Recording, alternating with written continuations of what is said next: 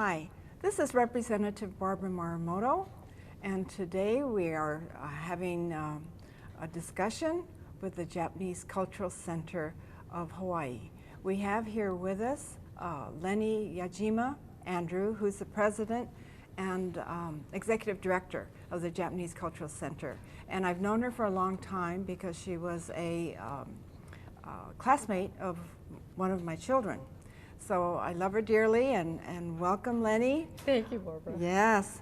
A lot of people don't know too much about the Japanese Cultural Center of Hawaii, so perhaps you could tell us who belongs to it and what does it do? What is a Japanese Cultural Center? Well, we'll start from actually square one, where we are. We're located in the heart of Mo'ili'ili, right across where the old Star Market was.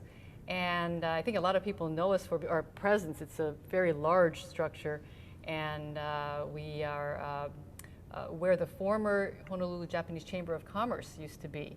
And that's why a lot of times people confuse us, the Japanese Cultural Center of Hawaii, with the Honolulu Japanese Chamber of Commerce, but we are two separate entities. It's just that there were some visionaries in the Japanese Chamber of Commerce many years ago who thought it would be a great dream to realize this dream of creating a cultural center right there on their property. And so in 1987, the Cultural Center was actually incorporated. And then in 1992, the first phase, the phase one building, which is now the Harry and Jeanette Weinberg building, that was completed. That's our main office building.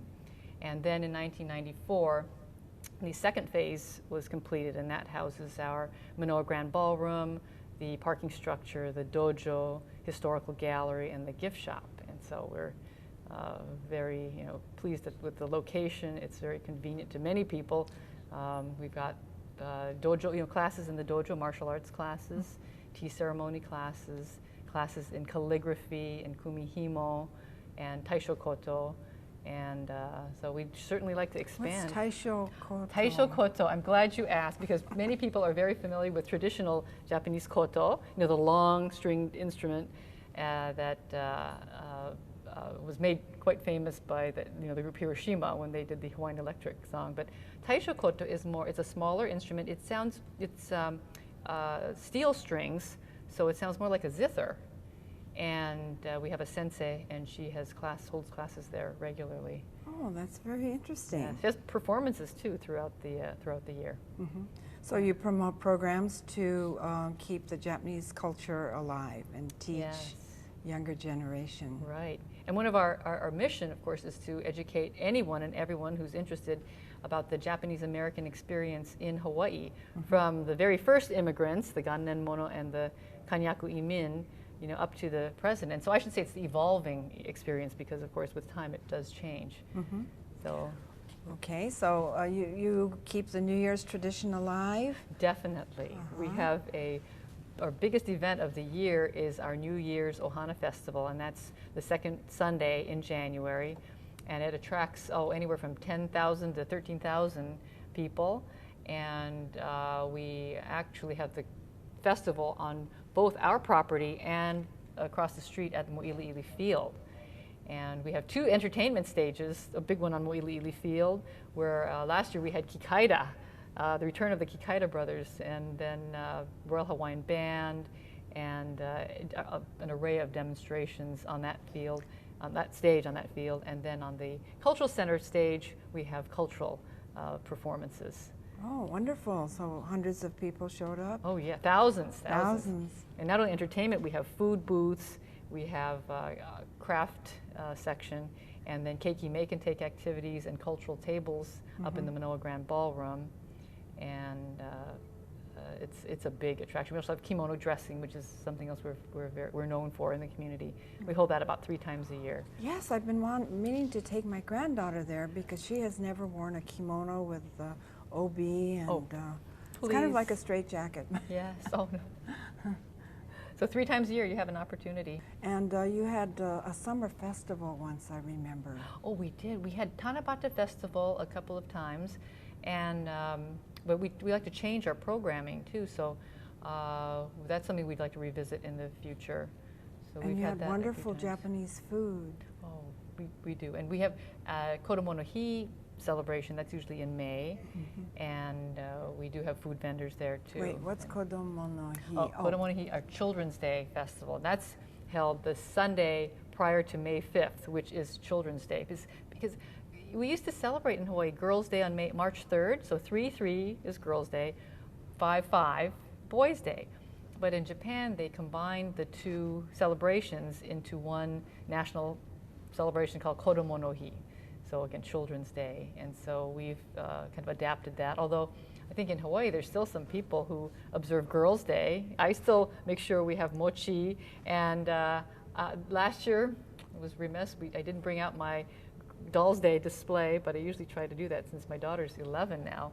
You know, every year, bring it out, assemble it, and have it on display just for, you know, My mother used to have those dolls, but when I moved to Hawaii, I left them there because in Hawaii there's so many bugs, but I do have some Boys' Day dolls, but I don't bring them out every year. I guess I'm a little too busy with the end of session. It comes around that time.